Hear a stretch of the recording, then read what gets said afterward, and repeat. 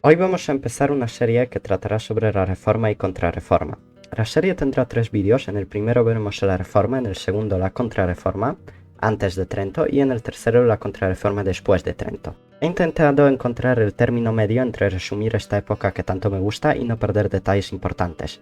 Pese a esto, muchos temas he tenido que tratar muy superficialmente para poder meter todo este tan amplio tema en un solo vídeo. Espero que os guste. Capítulo 1. Martín Lutero. Martín Lutero, nacido en 1483 en Eisleben, en el norte de Alemania, entró en la orden augustiana en 1505. Hay dos versiones de por qué Lutero se hizo monje. La primera, que es más conocida y popular, es que fue para cumplir un voto que hizo en una tormenta 2 semanas antes de entrar en la orden. La segunda es que de esta manera intentaba huir de la justicia por haber matado a su amigo en un duelo. Realmente las motivaciones de Lutero son bastante secundarias. Lo importante es que una vez hecho monje, Lutero se fascinó por la teología de San Agustín y la filosofía nominalista de Guillermo de Ockham. De estos dos autores, Lutero sacaría muchas ideas que la acompañarían toda la vida. Martín, hecho monje, cayó en un escrupulantismo enorme que no le dejaba dormir noches enteras, que pasaba cayendo en una cada vez mayor desesperación por su salvación. En 1510, Lutero viajó a Roma, donde quedó muy escandalizado por la depravación moral de gran parte del clero local. 7 años después, el 31 de octubre de 1517, Lutero publicaría sus conocidísimas 95 tesis, condenando varios abusos de la Iglesia en Alemania, como la venta de indulgencias, que era un problema local de la Iglesia de Alemania,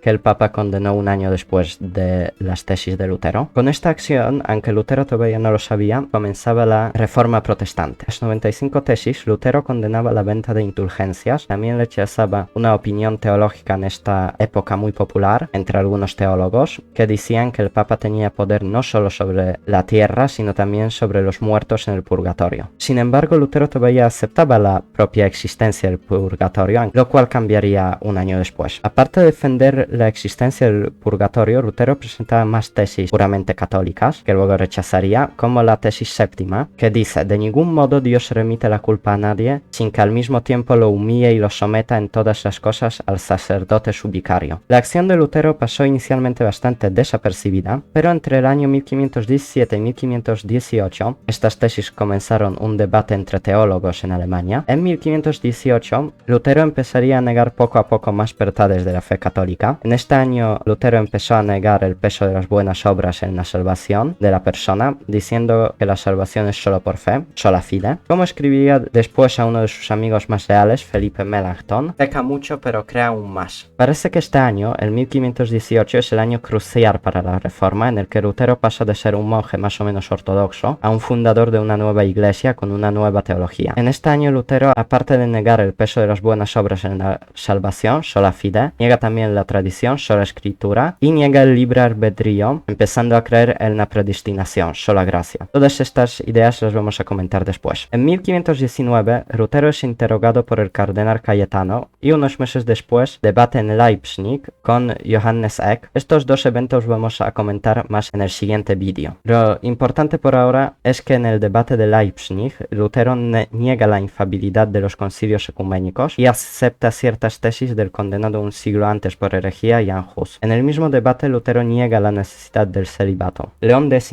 que era entonces el Papa, al conocer desde el punto de vista católico estas claramente heréticas tesis, las condena en la bulla Exercus Domine, la cual Lutero quema, ganándose la excomunión del Papa el 3 de enero del año 1521. En mayo de este año, el emperador del Sacro Imperio, Carlos V, en el edicto de Worms, condena a Lutero al exilio por herejía. Este edicto no se pudo ejecutar por la feria, pero a una oculta oposición de varios príncipes alemanes que veían en Lutero un arma para ganar más autonomía contra el emperador. El rector de Sajonia, Federico el Sabio, fingió el arresto de Lutero y lo escondió en el castillo de Wartburg, donde Lutero estuvo sano y salvo. En este castillo, Lutero traduciría la Biblia. Dejemos pues a Lutero en Wartburg durante un momento y hablamos más detalladamente de las ideas de Lutero, de dónde venían y qué traían consigo. Capítulo 2. Ideas de Martín Lutero. Parte 1. Sola escritura. La sola escritura era claramente la idea más importante de Lutero. Según Lutero, solo solo la Biblia forma parte de la revelación divina, así que hay que rechazar toda la tradición católica. Esta idea superindividualista venía claramente de la filosofía nominalista de Guillermo de Ockham y tuvo que ser revisada por el propio Lutero un tiempo después, ya que provocó un caos tremendo en Alemania, donde partiendo de esta idea aparecieron infinitud de sectas con teologías cada vez más raras. Por eso, ya en la Confesión de la Fe de Augsburgo, Melanchthon defiende el dogma de la Santísima Trinidad y la necesidad del bautismo de niños, que otros reformadores atacaban, usando argumentos de la tradición, como por ejemplo los documentos del Concilio de Nicea. Aunque Lutero nunca se retiraría de la sola escritura oficialmente, ya en los años 30 del siglo XVI pasaría a formar su propia, entre comillas, tradición, con la que rechazaba las opiniones de otros reformadores que, usando el mismo principio de sola escritura, llegaban a verdades de fe diferentes a las que llegaba Lutero. Este proceso de creación de una nueva tradición, el profesor Adam Wielomski, cuyo libro es la base de este vídeo, llama proceso de creación de una iglesia neocatólica. Lutero rechazó también 5 de los 7 sacramentos católicos, dejando solo el bautismo y la Eucaristía. Según los protestantes, Lutero dejó también la confesión, pero como confesión privada ante Dios. Y bueno, esto depende de a quién se pregunta. Lutero creía que en la Eucaristía Jesús está presente verdaderamente junto con la substancia del pan y el vino. Esta idea se llama consubstanciación y es diferente a la transubstanciación católica, porque los católicos creen que Cristo cambia completamente la substancia del pan y el vino en su sangre y su cuerpo. O sea, según los católicos, después de la transubstanciación, el pan y el vino cambia completamente su substancia y queda solo la forma, mientras que Lutero decía que en el pan y el vino quedan dos substancias, la divina de Cristo y la natural. Parte 2, Eclesiología de Lutero. Lutero antes de la Reforma era conciliarista. El conciliarismo consideraba que el poder del concilio es mayor que el poder del Papa. Estas ideas eran muy populares en la mayor parte de Europa, desde el Gran Cisma de Occidente hasta la Reforma Protestante. Ganaron popularidad porque el único evento que consiguió curar el Gran Cisma, que consistía en que había 2 y luego 3 papas a la vez, fue el Concilio de Constanza. De ahí la idea de que el concilio es más importante que el Papa. La rápida pérdida de popularidad del conciliarismo después de comenzar la Reforma Protestante fue provocada por el propio Lutero, que después de comenzar la Reforma centró sus ataques contra el catolicismo sobre el Papa y el papado, por lo que de forma natural los católicos se fueron rejuntando alrededor del Papa y poco a poco rechazando el conciliarismo. Después de comenzar la Reforma, Lutero pasó a una eclesiología totalmente nueva. Según Lutero, la Iglesia está solo formada por los predestinados para la salvación, o sea, es completamente invisible, porque nadie en el mundo sabe quién está predestinado para la salvación y quién para la condenación. Esta visión de una Iglesia invisible lleva lógicamente a la negación de la jerarquía eclesiástica. No obstante, con la idea de la Iglesia invisible o Iglesia de los elegidos, pasaría lo mismo que con la sola escritura. Sería luego revisada por Melanchthon y Lutero, los cuales pasarían a formar una Iglesia neocatólica con jerarquía, aunque más laxa que la católica, y dependiente ya no del Papa sino del príncipe local. Parte 3, pecado original. Otra parte muy importante del pensamiento de Lutero era la importancia que le daba al pecado original. Esta idea la sacaba de San Agustín, pero la radicalizaba aún más. Según San Agustín, el pecado original había corrompido completamente al hombre, que después de él no podía hacer ningún bien. Lutero añadía que la respuesta de Dios no era darle al hombre gracia con la que éste pudiese vencer sus pecados, que es lo que más o menos opinaba San Agustín, sino elegir y predestinar para la salvación cierto grupo de personas y otras directamente condenarlas al infierno. Por eso, según Lutero, las buenas obras no servían para nada, ya que todas las obras del hombre eran de por sí malas y no cambiaban nada en el veredicto que Dios hizo antes de crear el mundo. Esta visión tan pesimista del hombre daba a luz un ideísmo que negaba todo papel de la razón en la religión. La razón no sirve para nada porque está completamente corrompida por el pecado original. Este odio de Lutero a la razón, que consideraba como prostituta de Satanás, le ganaba la enemistad de la inmensa mayoría de los filósofos renacentistas de la época, como Erasmo de Rotterdam. El Renacimiento, con su amor a la razón y marginalización del problema del pecado original, estaba en las antípodas de Lutero. Parte 4, pecado original en el pensamiento político de Lutero. En general, todos los pesimistas antropológicos, como Lutero o San Agustín, apoyan formas de gobierno autoritarias, ya que éstas ponen orden en la sociedad dominada por el pecado pecado. Lutero consideraba que todo poder político viene directamente de Dios y es necesario rendirse ante él en toda la vida externa. El hombre solo es libre interiormente. Por eso, si nuestro gobernante nos manda a hacer algo inmoral, tenemos que hacerlo porque nuestro cuerpo, según Lutero, está completamente bajo su jurisdicción. Pero internamente tenemos la obligación de rechazar nuestra propia obra porque nuestro hombre interno no depende del poder político. Según Lutero, solo Dios puede juzgar a los gobernantes y el único motivo legítimo de rebelión, según Lutero, aunque en esto cambiaba mucho de opinión, cuando nuestro gobernante es hereje. Lutero también llevó a cabo la etatización de su iglesia, la cual se hizo completamente dependiente de los príncipes locales. Esta visión preabsolutista del Estado, creada por Lutero, se llama en alemán Obrigkeitsstaat, o algo así, no sé alemán, que más o menos significa Estado autoritario. Resumiendo, el pensamiento de Lutero era revolucionario religiosamente, pero ultraconservador, usando palabras modernas, social y políticamente. Esta mezcla fue la clave del triunfo de la Reforma. Se ganó de inmediato el apoyo de muchos príncipes alemanes, que con la Reforma ganaban argumentos para rebelarse contra el emperador, podían etatizar completamente la iglesia local, secularizando sus bienes y nombrando los pastores y obispos locales a dedo, y ganaban la idea del Obrigkeitsstaat, que les daba una buena base moral para aumentar su poder. La Reforma triunfó en Alemania, obviamente no solo por eso, igual de importante era la caída moral del clero local y los rencores que en Alemania se tenía a Roma y el mundo latino con su escolástica y racionalismo religioso. Aparte, muy importante fue el invento de la imprenta, que permitía la rápida promoción de las ideas protestantes. La Reforma fue también una reacción a la filosofía renacentista, de lo cual ya hemos hablado antes. Capítulo 3. Guerras de religión en el Sacro Imperio hasta 1555. Volvamos a Lutero, al que hemos dejado en el castillo de Warfurt en 1521. Lutero abandonaría este castillo 4 años después para intentar pacificar una revolución campesina que había en Wittenberg y que era apoyada por una parte de los anabaptistas, que eran protestantes más radicales que Lutero, pero de estos y de la guerra de los campesinos alemanes vamos a hablar después. Por ahora nos basta con saber que Lutero apoyó a los nobles alemanes en su lucha contra los campesinos. En el mismo año, 1525, Alberto von Hohenzollern, que era entonces el gran maestre de la orden teutónica, decidió oficialmente convertirse al luteranismo, convirtiendo a su vez el estado de la orden teutónica en un principado laico, el Principado de Prusia. Esto fue súper importante porque este principado fue el primer estado luterano del mundo. En 1529, en la Dieta de Spira,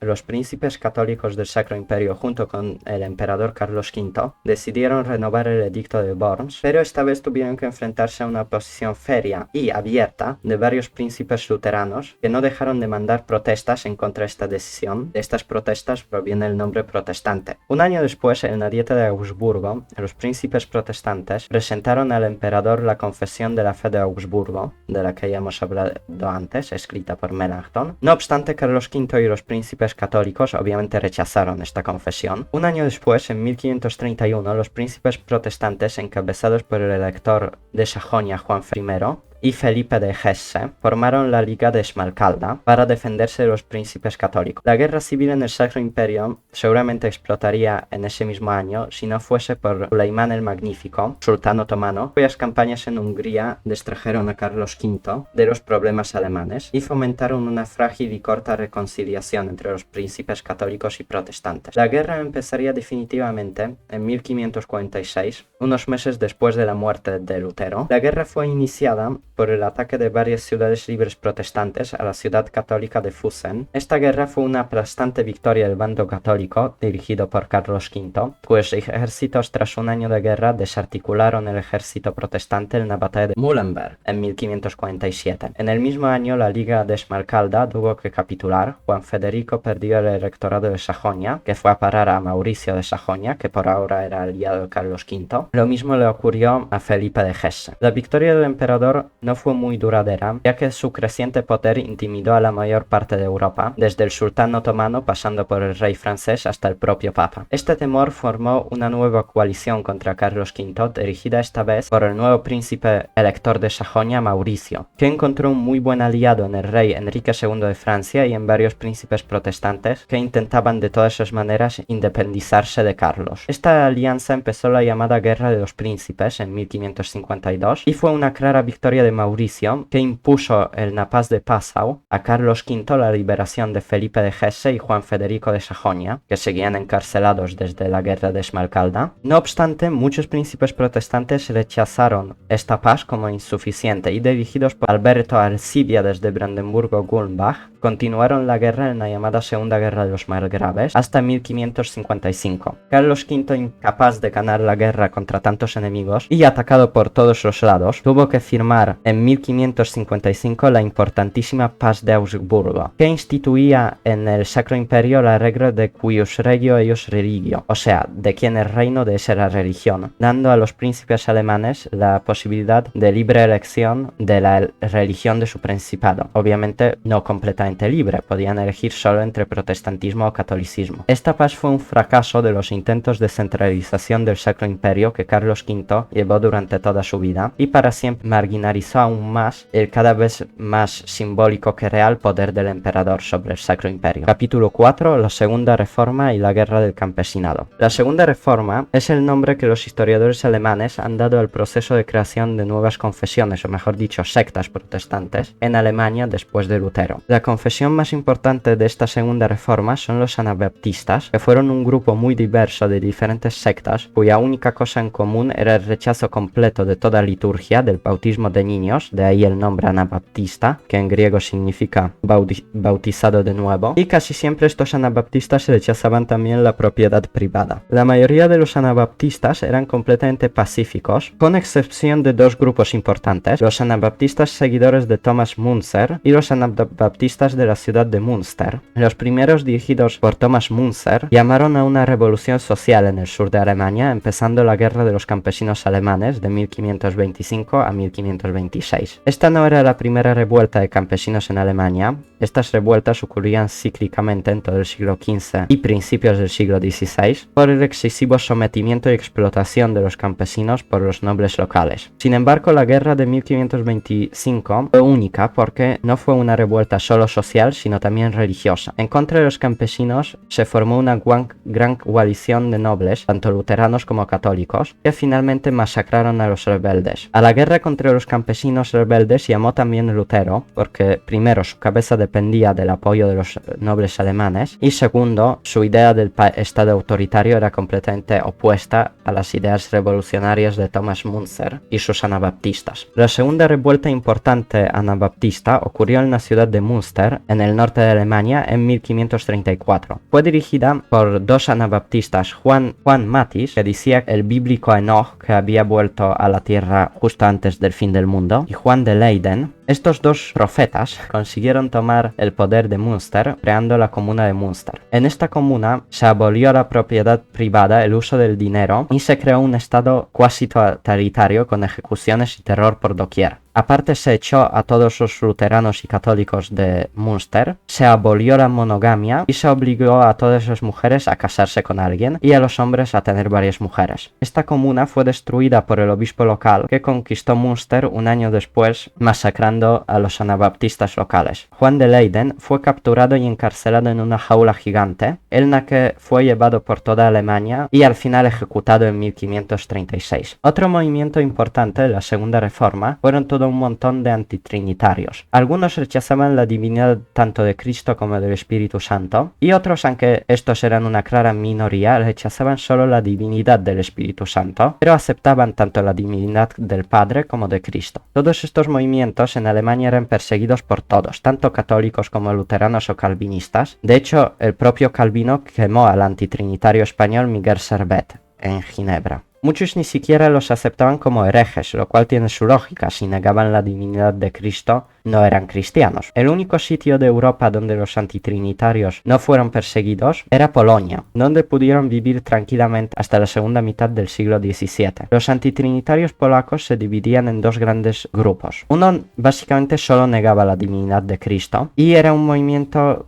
podemos decir, judaizante. Estos eran los llamados arianos lituanos, que gozaban de la protección de la importante familia noble de Lituania, los Radziwiłł. Y otros añadían a su antitrinitarismo un pacifismo feroz y condenación completa de la servidumbre. Estos eran los arianos polacos. Pero bueno, de todos estos grupos, planeo hacer un vídeo más en detalle cuando hable de la reforma y contrarreforma en Polonia. Capítulo 5. Calvinismo. Parte 1. Juan Calvino. Juan Calvino fue sin lugar a dudas el segundo reformador más importante después de Lutero. Su teología no era muy diferente a la luterana. Rechazaba toda forma de presencia real de Cristo en la Eucaristía, esto lo diferenciaba de Lutero, y ahondaba más en la doctrina de la predestinación. La mayor parte de su vida como reformador vivió en Ginebra, donde creó una república teocrática. En los planes de Calvino, Ginebra iba a ser la nueva Roma, desde la cual Calvino gobernaría como un nuevo papa sobre los calvinistas de todo el mundo. Estos planes no pudieron cumplirse y Calvino solo pudo manejar a los calvinistas franceses, llamados hugonotes, mientras que el resto de calvinistas actuaban completamente independientemente de Ginebra. La doctrina política de Calvino era bastante diferente a la de Lutero, ya que no enfatizaba tanto la obligación de fidelidad a los gobernantes políticos. Esto hizo que el calvinismo fuese muy popular en regiones que habían rechazado antes el luteranismo, como en Francia, Inglaterra o Holanda. Calvino también no aceptaba la sumisión del poder eclesiástico al poder secular, como lo hacía Lutero en Alemania. El gobierno favorito de Calvino era un tipo de república teocrática, como la que él había criado en Ginebra, dirigida por los habitantes más ricos y por el llamado pueblo de Dios, o sea, por los ancianos y religiosos, aunque aquí religiosos hay que meter entre comillas, porque Calvino rechazaba toda forma de sacerdocio. Parte 2. Calvinismo francés. El calvinismo en Francia fue un movimiento al que se unieron sobre todo los nobles franceses, que de esta manera querían defender sus derechos ante una monarquía francesa que iba ya encaminada hacia el absolutismo. Los hugonotes, porque así se llamaban los calvinos en Francia, primero querían crear una iglesia nacional francesa mediante una decisión conjunta de los religiosos calvinistas y católicos, algo estilo de la iglesia anglicana en Inglaterra, pero estos planes se opusieron tanto al bando católico como el bando concentrado alrededor de la regente Catalina de Medici. Este bando de los cortesanos de Catalina era llamado el bando de los políticos. Estos políticos lo más que podían ofrecer a los hugonotes era una tolerancia silenciosa y no oficial. Sin embargo, estas concesiones no agradaban a nadie. El bando católico quería la plena expulsión y persecución de los hugonotes querían una Francia calvinista y descentralizada, volviendo a lo que ellos llamaban el gran feudalismo, con lo cual no se podía llegar a ningún acuerdo. Este desacuerdo desembocó en que en los años 60 del siglo XVI, los calvinistas franceses cambiarían de métodos, llamando ya no a una revolución pacífica, como antes, sino a una militar. Poco después ocurriría la noche de San Bartolomé, en la que la regente Catalina de Medici masacró una gran multitud de hugonotes, consiguiendo con esto enaltecer más los ánimos y explotando definitivamente las guerras de religión en Francia. A estas guerras puso fin el ascenso al trono de Enrique IV en 1594. Este Enrique había cambiado varias veces de religión por motivos políticos, lo cual le hacía uno de los mejores candidatos para el trono francés. Podía ser aceptado tanto por calvinistas como católicos. En 1598 Enrique terminaría definitivamente las guerras de religión en Francia, promulgando el Edicto de Nantes, en el que otorgó la tolerancia religiosa a los hugonotes en varias ciudades y regiones de Francia. Parte 3. Calvinismo holandés. El calvinismo en Holanda evolucionó de forma diferente que el calvinismo francés, ya que se convirtió en la religión oficial de los Países Bajos. En esta región el calvinismo impulsó la creación de un republicanismo aristocrático. Según los calvinistas holandeses, el poder político residía en el llamado por ellos eforado, aristocracia y patriciado urbano, no en el monarca local. Por eso estos éforos podían rebelarse contra su monarca cuando éste no gobernaba a su gusto. Esta idea justificaba, por ejemplo, la rebelión de los Países Bajos contra su monarca legítimo Felipe II. Los calvinistas holandeses defendían la completa soberanía exterior de los estados, como lo hacía, por ejemplo, Jean Bodin en Francia, pero a la vez rechazaban el naciente absolutismo que este autor francés defendía, que se basaba en la soberanía del monarca local en su país. Capítulo 6. Reforma en Inglaterra. La reforma en Inglaterra es posiblemente la más extraña de toda Europa, porque no tuvo ni motivos sociales ni religiosos, únicamente políticos. políticos. La reforma en Inglaterra empezó con la llegada del luteranismo a las tierras inglesas en los años 20 del siglo XVI. El luteranismo fue no obstante rechazado por la inmensa mayoría de los ingleses y perseguido por el rey inglés Enrique VIII. Este hasta 1534 fue un férreo defensor del catolicismo, pero de esta fase inicial de su reinado vamos a hablar en el siguiente vídeo. Por ahora nos importa que Enrique VIII en el 1534, con el acto de supremacía, decidió separarse de Roma por razones meramente políticas. El Papa no le dejaba divorciarse de su mujer Catarina de Aragón, la cual no le daba un hijo legítimo. Esto era un problema importante porque sin hijos la dinastía Tudor estaba en peligro. Esta fue la única razón por la que Enrique VIII decidió separarse de Roma, con la que hasta entonces tenía muy buenas relaciones, y crear su propia iglesia, la anglicana. Enrique VIII no cambió nada en la doctrina de su nueva iglesia, excepto que ahora a la cabeza de la iglesia no era el Papa, sino el monarca inglés. Este conservadurismo teológico empezó a cambiar tras su muerte y el ascenso al trono de su hijo Eduardo VI en 1547. Este era menor de edad y sus regentes trabajaron en el proceso de calvinización de la Iglesia de Inglaterra. En esta época se negó la transubstanciación, se cambió el latín por el inglés en la liturgia y se negó 5 de los 7 sacramentos.